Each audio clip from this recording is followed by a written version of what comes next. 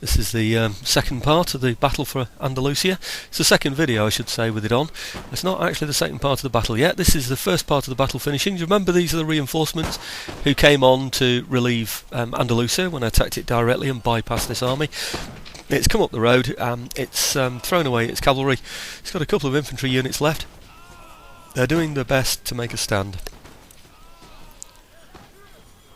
Oh, unfortunately, unfortunately for them, I've got a decent force against them. They're an experienced force, which means that it improves their reloading skills, so they can fire a little bit faster, and also they're a little bit more accurate than they would be. We've got the rank firing as well. It looks like the Spanish haven't evolved that yet, so they're all gonna die. Gone are the days when the Dutch as a land army were inferior in every way to those around them, particularly one-to-one combat situations, if you remember with the French. Now we've got the socket bayonet and we've got firing by rank, cadence marching. We can move quickly, we can get in there quickly, and we can outshoot our opponents now.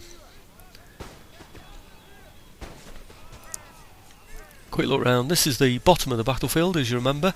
You can see on the round map down at the bottom left there that the main force is behind us.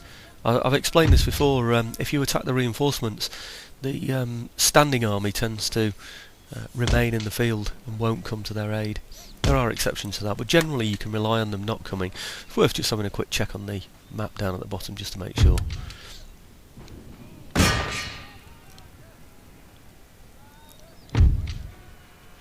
Okay, that's me sending the cavalry in to the routers now. There's no reason to do this really, because very few are going to get off the battlefield, and I don't really care if they do. It's only going to be an army that the Spanish have got to support outside Andalusia. Okay, they can damage buildings, but I've got enough men to be able to tackle anybody that gets away anyway, I think, afterwards.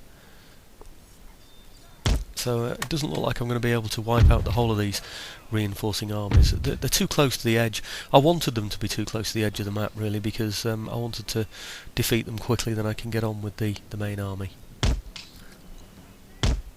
It's worth extending the length of your games, by the way, before you play games like this, battles like this, because you're actually fighting not just one battle, but two in one, and then there's the travel time between the two places as well. So he's fighting this battle down here over in the west against those that are coming in from the west, then it's moving all the way back over to the east to line yourself up in a proper 18th century line of battle and take on the main body. I would say you need at least 40 minutes for a game like this. They seem to have found themselves a bit crooked now, so we'll just straighten those up. Notice I tend to run troops around when I want to alter their positions. That's because there's a risk of them being fired at while they're moving. Some people will say, oh, don't run your troops because you'll exhaust them.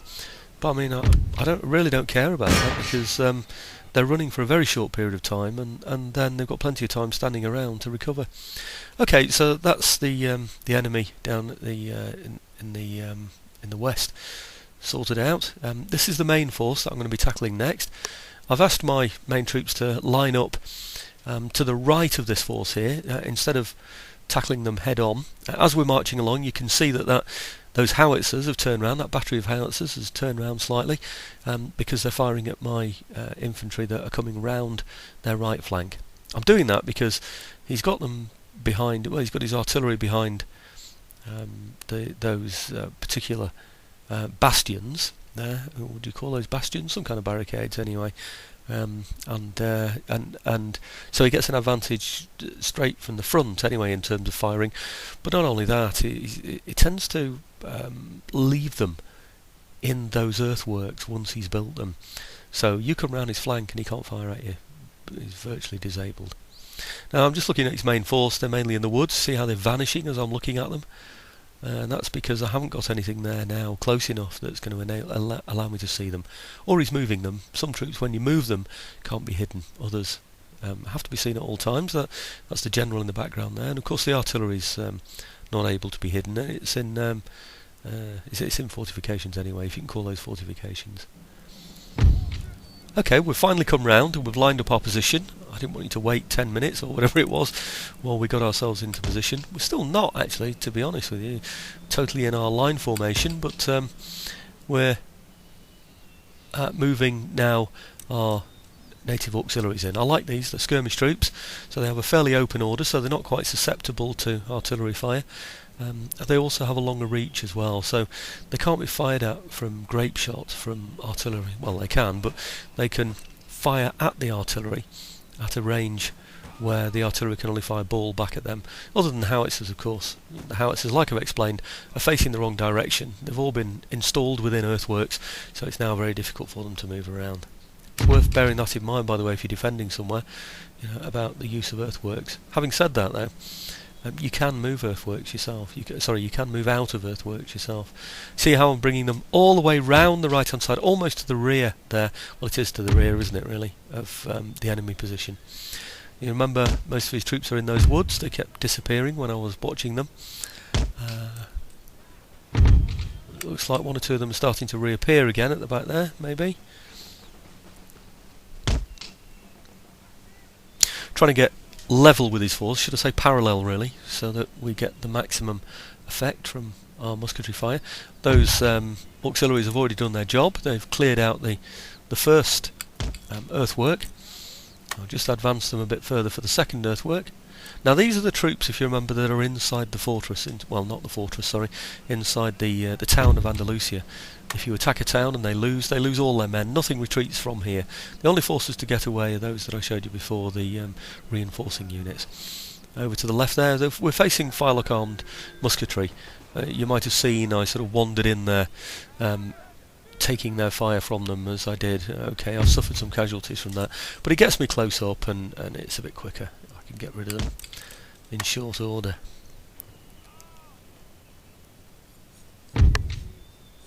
I'm keeping those Indians a little bit further back, of course. I don't want them to be experiencing any regular infantry fire. There's no need for that really, they're not those kind of troops. These are the auxiliaries. Sorry, the mounted tribal auxiliaries. If you remember, the firelock armed infantry were wavering anyway, so we're just going to go straight in.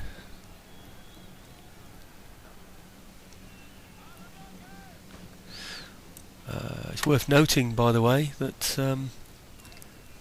that the cavalry, these mounted auxiliaries, will actually fire and charge at the same time. So as they're rushing someone, they'll actually shoot them down at the same time as well. You might have noticed that fire as they went in there on the left-hand side. I've still got one of my troops on the left there, or a line of them firing over at those firelock armed citizenry, and I don't really want that because they could be hitting my own men.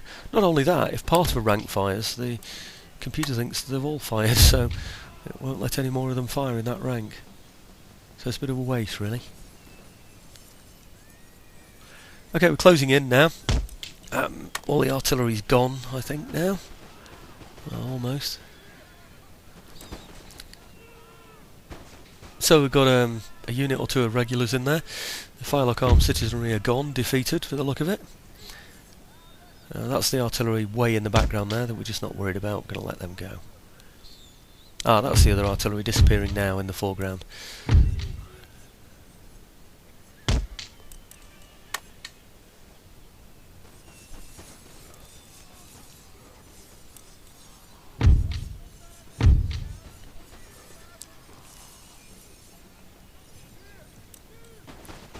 Let's go and have another look inside and see how they're performing, this enemy. We seem to be getting good plumes of smoke from all of ours, so it looks like we're in a formation where everybody can have a shot, which is good. It's all good experience for them.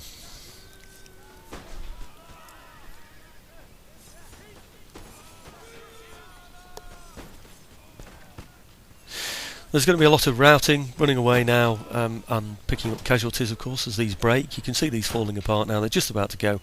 There they go. And this is the remnants of the army disappearing from the field, being chased down. You see them get shot? They were shot by the mounted tribal auxiliaries before they closed to contact with their tomahawks. And that's the end of that battle. And Andalusia's fallen, so Andalusia now belongs to us. I'll just show the battle results and then we'll get back into the main campaign on the next video. So this has been 111.